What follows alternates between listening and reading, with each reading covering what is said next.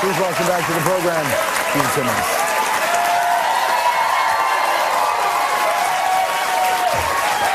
Good day, sir. How are you? After you?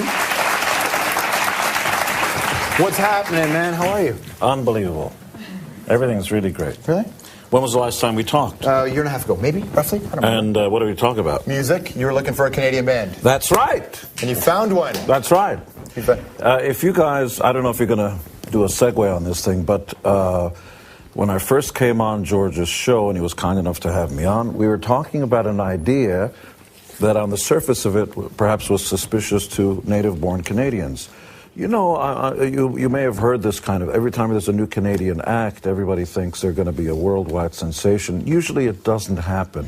And that's because it's not done the right way. Not because there isn't Joni Mitchell and Leonard Cohen and some of the most important musical, poignant, poetic, important acts that have come out of Canada. It's how you do stuff.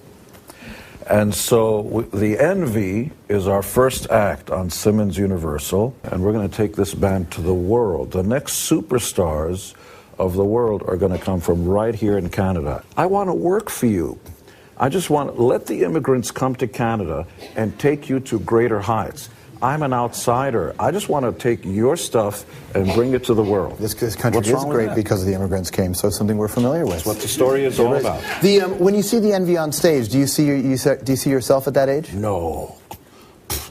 I'm an only child. I've always been delusional. No.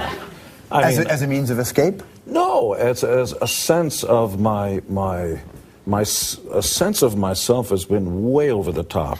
The only things I've ever thought of myself as is like King Kong, getting the naked girl in my hand and being on top of the Empire State Building. You know, it ends badly for King Kong, though, right? I didn't direct that movie. Okay. I mean, obviously, and I have friends who went to see the show when it was in Toronto, and they're Kiss fans, and they loved the show. But I wondered, on a human level for you, and I know you love doing it, but did you ever have your Danny Glover in Lethal Weapon moment when you're tying the laces on those 18-inch boots and you're just saying, man, I'm too old for this shit? Have you ever had like that moment? Your aches and pains actually do kick in. I'm 61, baby. Take a look at this. But I'll tell you that any champion worth his salt, whether you're in sports or politics or anything else, if you've got it inside of you, you're going to want to get up on that stage and show all the little boys how the big boys do it. Doesn't matter if you're 20 or 60 or 70. Go talk to Mick Jagger. They're about to announce their 50th anniversary tour, baby. So this whole rock and roll thing doesn't really have any rules because it's such a young genre, musical entity. So we're writing our own rules. So for all you 20-year-olds who think it's about 20-year-olds, how come the biggest acts in the world are 50 to 70? Mm-hmm, absolutely. For a lot of people, they know Gene because of the music, and then there's a whole group of people who didn't really listen to Kiss, but they know the show, which follows his family around, and many would say, you know, his better half, Shannon Tweed. Please welcome Shannon to the show.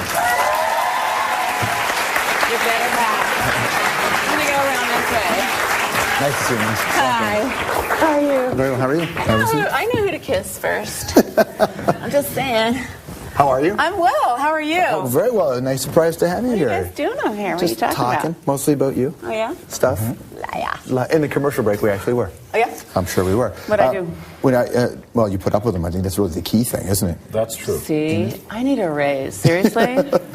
There was this really, it felt like an honest moment. You can tell me if it was or not, but when I walked in the makeup room and I saw you there and the cameras for your TV show were there, and you had said something like 6 seasons, and you looked at me like, 6 seasons, Jesus. I didn't say that. That's not what she said. Yeah, it was different. I said, kill me. Yeah, that's right. Did you, kind of like that. You didn't even kill me, but what's it like to have? I meant it, George. It's interesting. I didn't want to do a reality show at first or ever, and but did you have to convince her, or is that how it worked? There's no convincing Shannon Tweed. What are you on crack?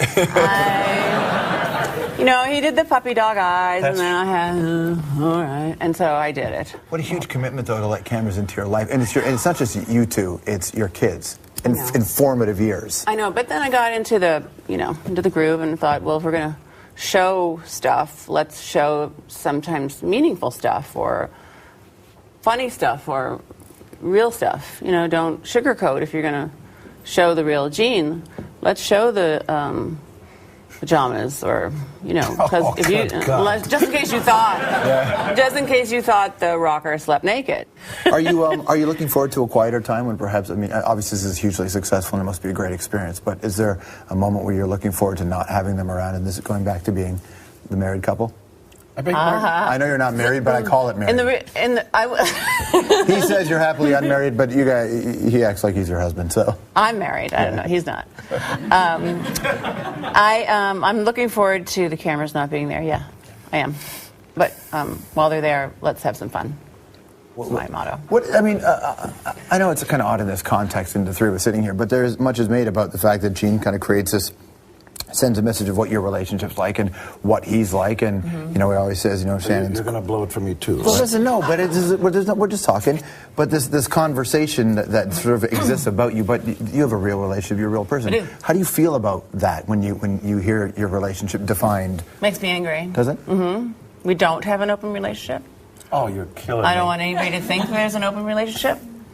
Unless anybody comes forward to say that they just had a relationship with him. Oh, you're you killing need to be me. quiet. Why don't I just kill my career right now? That's the last Oh, my God. When I woke up this morning, I had 2 hot nurses that were attending me. And I don't care if he says that and like that stuff, and the girls for show on the side. But once it comes down to people just thinking it's real, it bothers me a lot. Or once you start the touchy-feely stuff. Well, what an interesting reality you must have then. Because very interesting, George. Yes, it certainly is. I'm appreciative of this opportunity. I'm learning more about you. I'm certainly glad I did your show today. Okay, well then let me ask you, when you talk I'm happy you invited me. I really am. Do you have those over the course of your relationship? 27 years? How long have you been? 27. 27 years. That high five. Nicely done. Nicely done.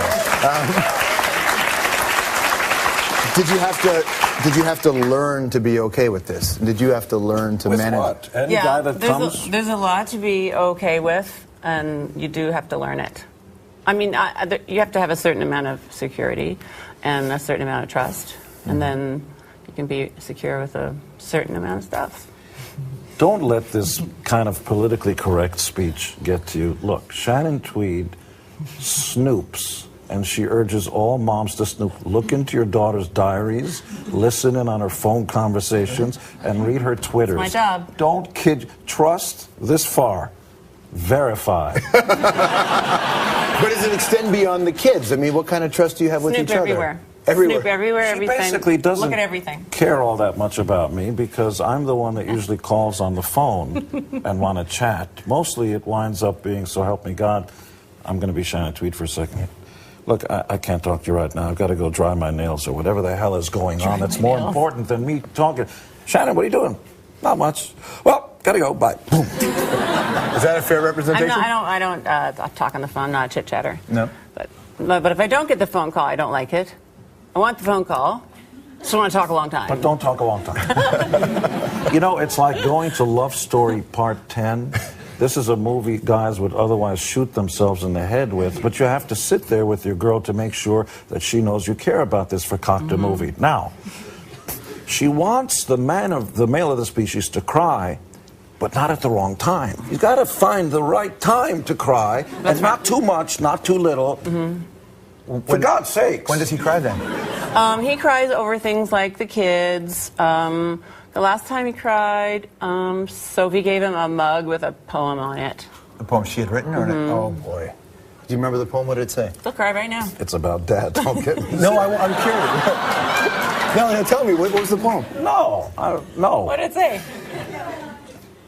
Lessons you've taught me and I've learned, and see it started. I'm doing my Catherine Hepburn thing. She loves her daddy, and she wrote a big long poem for him. The real test is when your kids turn 21 and 18, as ours are, do they still want to hang out with you? That's the test. They call us all the time. What are you doing? Dad, want to go for sushi? He hates sushi. You see, a long time ago, man invented fire. He did a strange thing. Well, we discovered the food in the... Yes. And then they put the food in the fire. And it's better that way. So, but I tell you what, I'm going to be the keynote speaker at their college. They're both at the same college. And I had to ask him if that's okay, because the college wanted me to give him $1 million to build a Gene Simmons School of Media. I think you should. They just wanted the money. Man, $1 million, that's just like another edition of a lunchbox for you, and you got it back, right? Thank you. See? Well, I don't get paid as much as you do, George. Yeah, no, I'm pretty sure you do. Where's the moment of tenderness between? I remember once I would watch Ozzy and Sharon Osbourne on the road for a while, and it was a business relationship. There was a lot of madness that was going on, a lot of people. But there was this one moment when they got off the plane. There were no cameras around, and there was this moment where Ozzy was walking down the tarmac, and Sharon walked up to him. They clasped hands in that way that you do. Mm-hmm. She put his head on his shoulder, and they walked alone. And I remember looking at them thinking, there's their moment of tenderness. Like, it was this really beautiful... Do you guys still... When do you get your moment of tenderness? This morning. Every day. Yeah. What about the nurses? What about the nurses? I thought you had 2 nurses. See? Oh, yeah.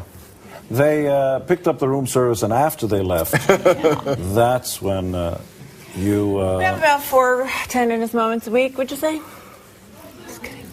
I think you define tenderness differently than I do. I think it's very different. I define moments differently, too. I bet you do. Nice to see you. Thanks for coming, Shannon. Really appreciate that. Good to see you, Gene. Shannon Street, Gene Simmons, everybody. Drama.com is the website. Thanks for watching the program. We'll see you next time. Out of Canada. It's how you do stuff. And so the Envy is our first act on Simmons Universal, and we're going to take this band to the world. The next superstars of the world are going to come from right here in Canada. I want to work for you. I just want to let the immigrants come to Canada and take you to native-born Canadians. You know, you may have heard this kind of, every time there's a new Canadian act, everybody thinks they're going to be a worldwide sensation. Usually it doesn't happen. And that's because it's not done the right way. Not because there isn't Joni Mitchell and Leonard Cohen and some of the most important musical, poignant, poetic, important acts that have come. Please welcome back to the program, Gene Simmons.